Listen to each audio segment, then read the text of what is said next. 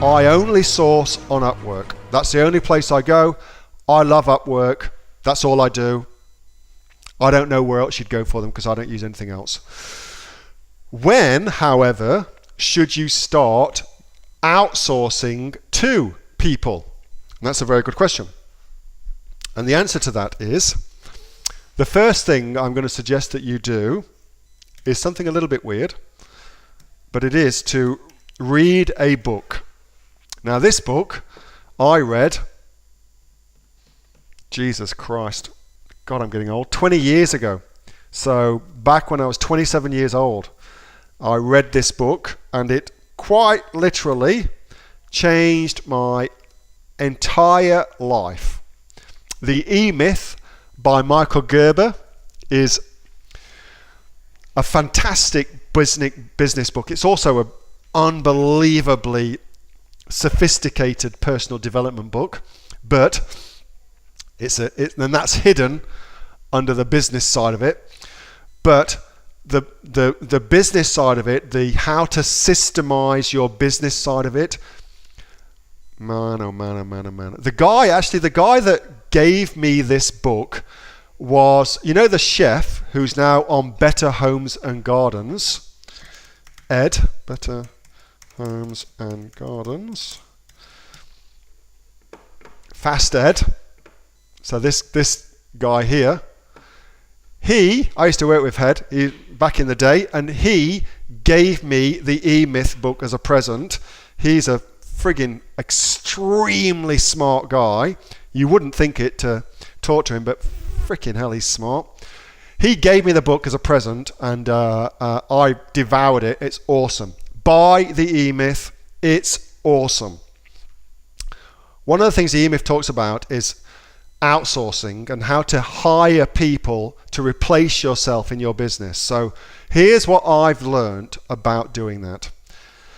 If the job is a highly skilled technical job, something like, for instance, graphic design. In our business, graphic design is crazily important. How things look is ludicrously important. You should outsource that immediately. Do not try and become a graphic designer. Outsource it. Pay somebody who is a graphic designer to do the work for you. Under no circumstances try and do it yourself. You will make a pig's ear of it.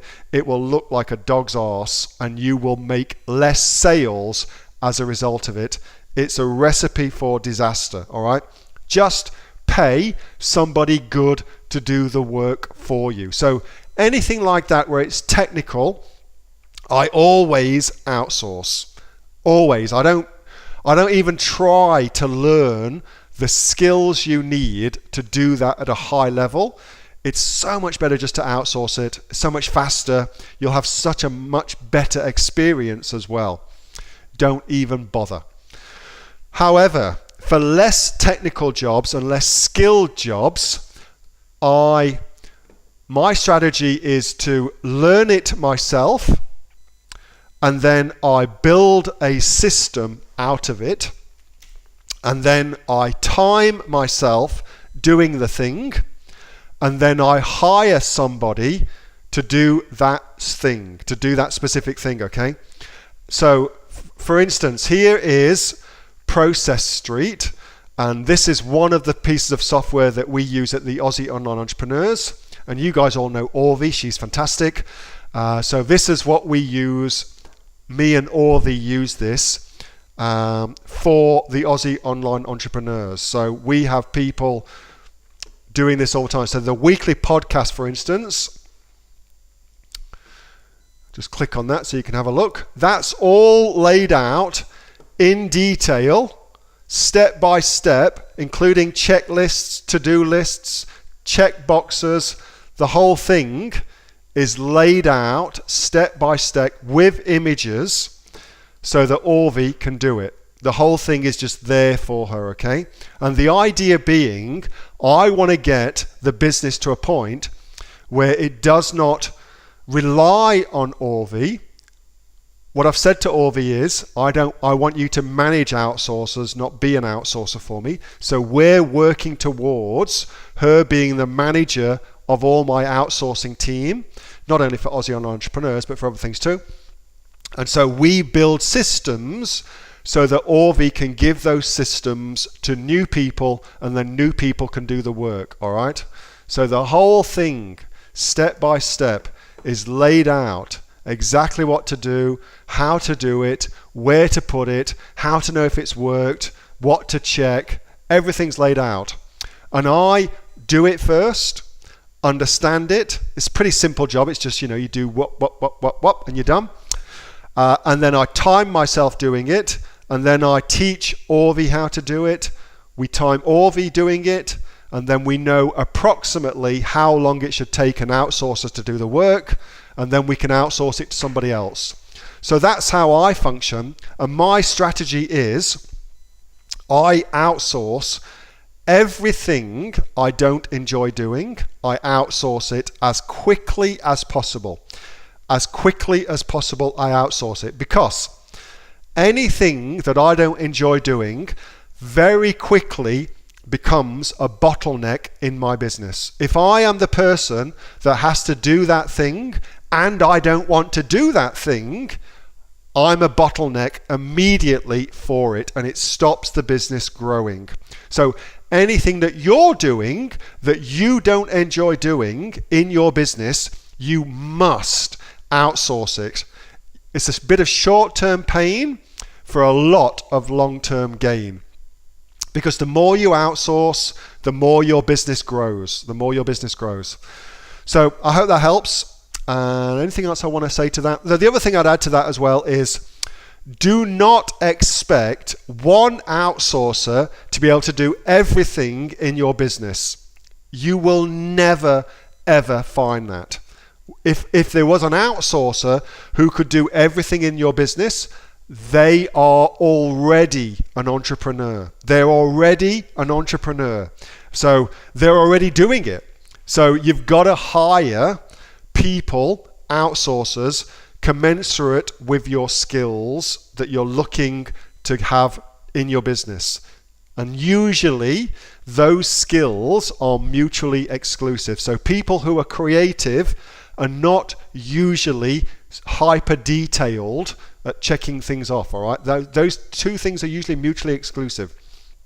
Different nationalities are better at different things. It's just how it is. Hope that helps. So a lot of information in that.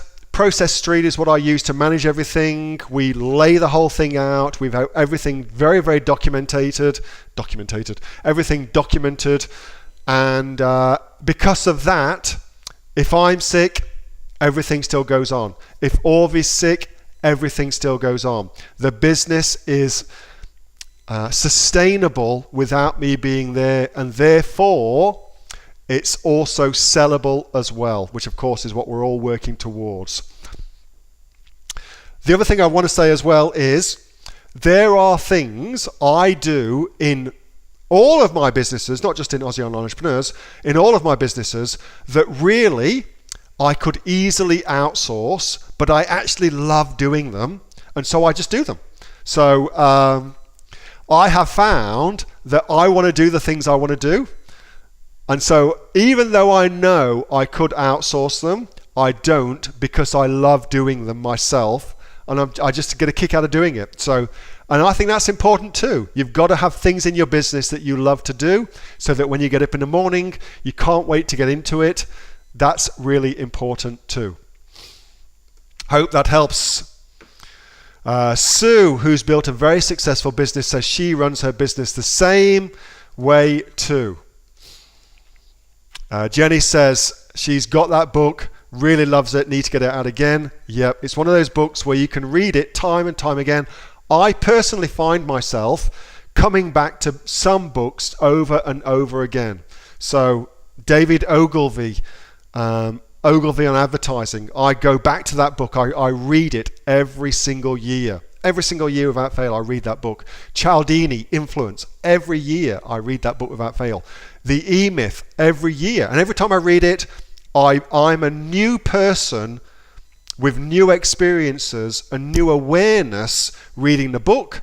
And every time I read it, it's like I read a different book. It honestly is, because I see things that I wasn't ready for the last time I read it. And this time, I'm ready to see those things. I'm ready to understand those things. And it's like reading a whole different book. It's fascinating. Absolutely fascinating. You read it with new eyes. Tennyson had a great poem about that. Hey, thanks so much for watching that video, and I hope that you got some massive value from it. Before you go, do you live in Australia? If you do, this is for you. Would you like to learn how to sell things on Amazon here in Australia? Would you like to know what sells really, really well and what sells for the maximum amount of profit? Would you like to know where you can source those products from, whether that be in China or here in Australia, and how to source them so you pay bottom dollar and get maximum value for what you're doing? If you do, please subscribe to my channel and like this video, and you'll learn that and much more. It's the exact same information that people like Jeff from New South Wales I've used to make $45,000 a month on Amazon, that Sue, who's from the sunny coast, has used to purchase herself a brand spankly BMW every single year as a result of her e-commerce business, and the lovely Kate from Bowral in New South Wales has used to make $32,000 a year on a month, not a year, a month on Amazon, and indeed Anthony, who makes $15,000 a month on Amazon, selling, as he puts it, odds and sods. If you'd like to learn the exact same information that they use to maximize their profits for their Amazon businesses, subscribe to this video, like my channel, post below if you want me to teach you something. Okay, I'm out of here. Speak to you soon. Bye. Subscribe. Do it now.